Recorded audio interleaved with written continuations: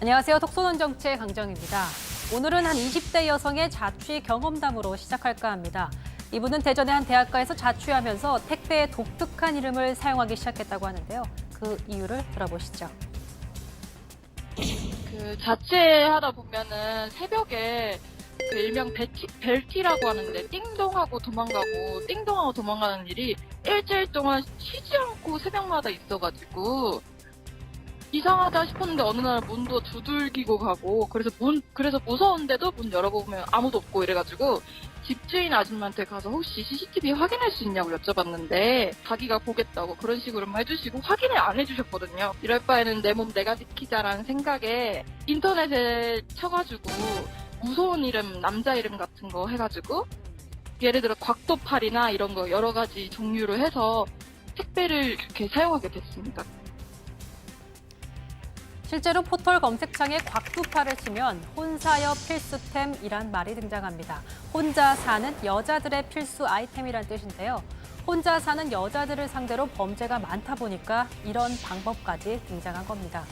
곽두팔, 육만춘, 권필상, 왠지 강해 보이는 남자 이름들이 많이 애용된다고 합니다. 아시다시피 요즘 혼자 사는 여자분들 불안해서 살기 힘들다고 말합니다. 특히 최근에 큰 충격을 줬던 신림동의 원룸 CCTV 영상은 정말 1초만 늦었어도 어떻게 됐을까 싶어 아찔하기도 했는데 이 사건 이후에도 비슷한 일들 많이 일어났습니다. 남성이 서 있는 곳은 반지하 원룸 앞입니다. 이곳에 사는 여성 A씨가 집에 들어가자마자 밖에서 거실 창문 틈새로 집안을 훔쳐본 겁니다. 남성은 바지에 손을 넣고 부적절한 행위를 하기도 합니다. 지난 19일 자정 무렵 광주 서구의 오피스텔입니다.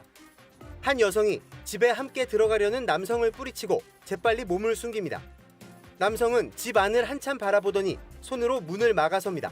경찰에 붙잡힌 김 씨는 여성을 따라가 재워달라고 요구한 걸로 알려졌습니다.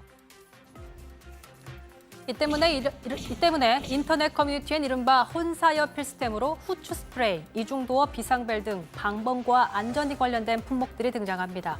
여기 이제는 곽두팔, 서팔광, 마춘동 같은 이름들도 이른바 필수템이 돼버린 겁니다.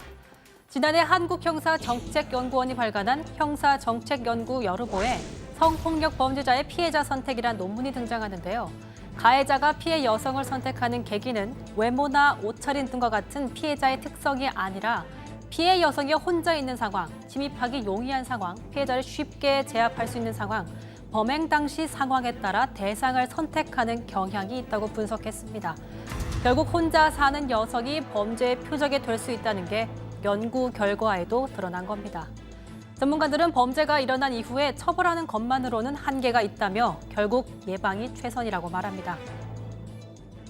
지자체와 경찰이 특정적인 메시지를 설정해 놓고 캠페인을 벌이는 방법도 있을 거고요.